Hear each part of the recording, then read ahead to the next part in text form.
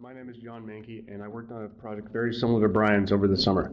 And my talk is titled Locating a New Strand of the Seattle Fault in Southeast Seattle Using Topographic Analysis, Borehole Analysis, and Ground Penetrating Radar. So getting right into it, we have crustal shortening in the Puget Lowland because the Pacific Plate is moving this way and the Juan de Fuca Plate is moving that way, resulting in rotation and shortening. And we have a series of thrust faults throughout the Puget Lowland.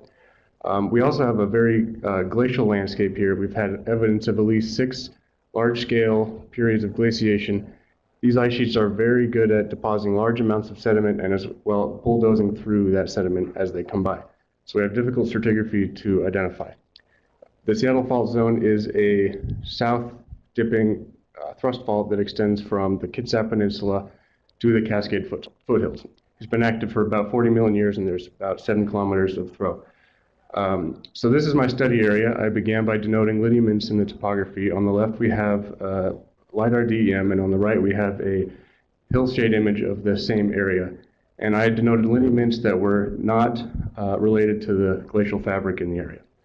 I further narrowed my study area by finding a scarp in the Lake Washington bathymetry. So this is the raw data from NOAA. I multiplied it by a Boolean raster to eliminate the topography above sea level.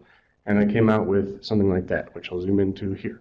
And so I want you to notice this scarp in the lake very clearly shown there. And that coincides with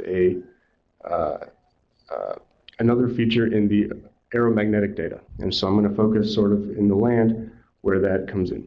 So we have over 80,000 borehole logs in the Seattle area, and these are, they only represent spatial data including location, depth, and elevation. But we need to combine it with layered data via these exploration IDs.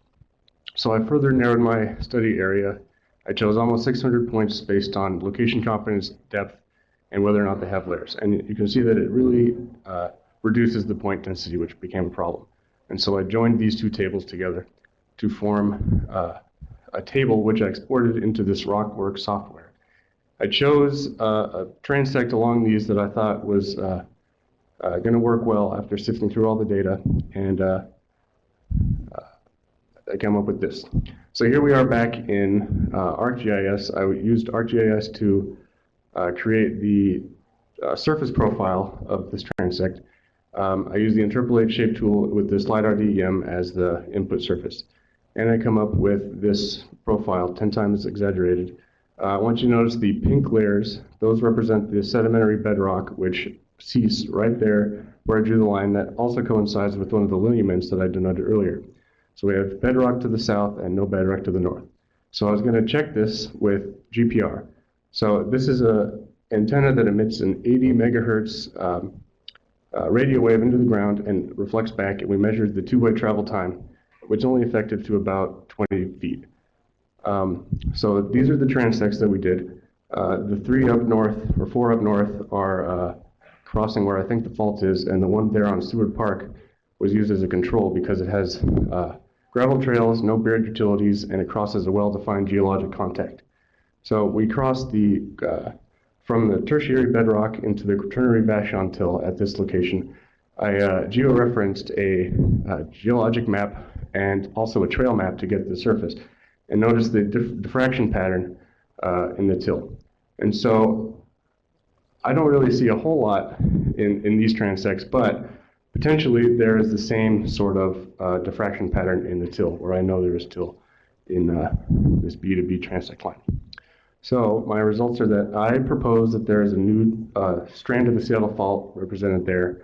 It follows the scarp in the lake, the aeromagnetic data, and also the lineaments that I mapped.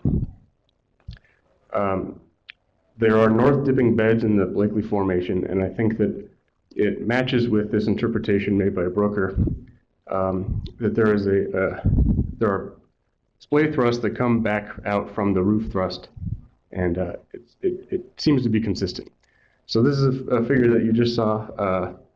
We have challenges in the Pacific Northwest dealing with this glacial stratigraphy, paleotopography, all this vegetation and water, and then working in the city with inconsistent and too shallow boring logs. Here are a lot of references. I'd like to thank Brian and Rebecca for helping me with this project, and then Kathy Troost and Brian Sherrod for pointing me in the right direction.